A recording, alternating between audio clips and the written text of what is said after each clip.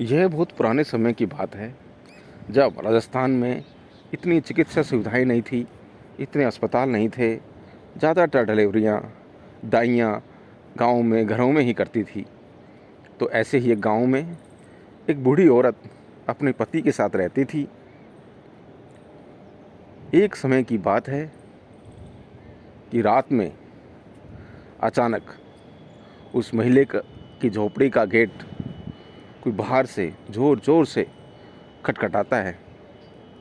महिला उठकर जब गेट खोलती है और बाहर झांकती है तो देखती है एक व्यक्ति साल ओढ़े और बड़ा गरीब सी अवस्था में बाहर खड़ा है। बूढ़ी ने उसको पूछा, भैया क्या चाहिए?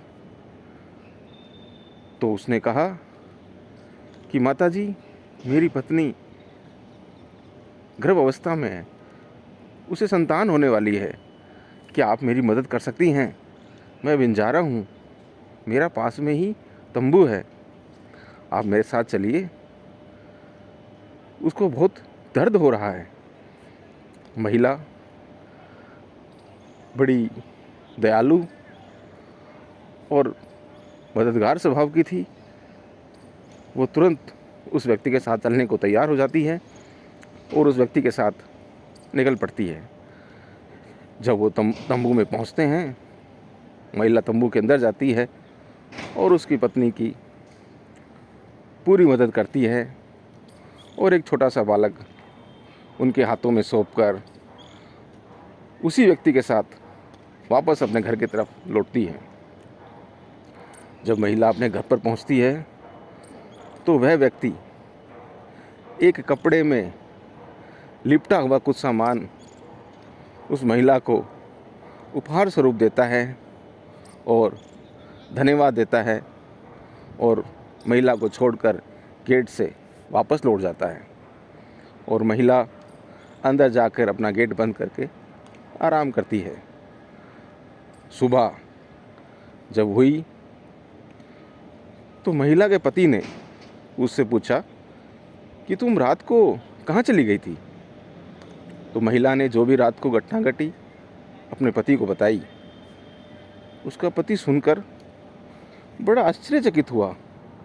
उसने कहा, लेकिन जैसा तुम बता रही हो, ऐसा कोई तंबू या कोई बंजारा ग्रुप हमारे गांव के आसपास तो नहीं है।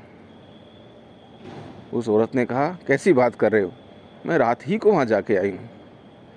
लेकिन जब उसके पति ने इस बात को नहीं माना, इस बात को पक्का करने के लिए वो दोनों उसी जगह पर पहुँचे जहाँ महिला रात को गई थी।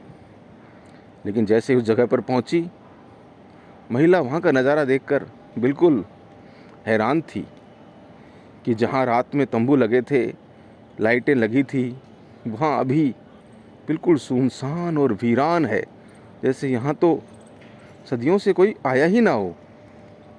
वो देखकर बिल्कुल डर गई। तुरंत घर की तरफ लौटते हैं और महिला तुरंत वो कपड़ा देखती है जिसमें उस व्यक्ति ने उसे उपहार दिया था। वो कपड़ा उसे सच में वहाँ मिलता है। उस कपड़े को जब वो खोलती है तो देखकर उसकी आंखें फटी रह जाती हैं। उस कपड़े में कोई उपहार नहीं था, उस कपड़े में थी हड्डियों का टुकड़े, हड्डियों का चूरा। बुढ़िया के हाथ से वो छूट जाता है और उसका दिल बैठ जाता है। उस दिन के बाद बुढ़िया बिस्तर पे चली जाती है और कुछ ही महीनों में उसके प्राण चले जाते हैं। इतना भय, डर इस घटना से उसको होता है।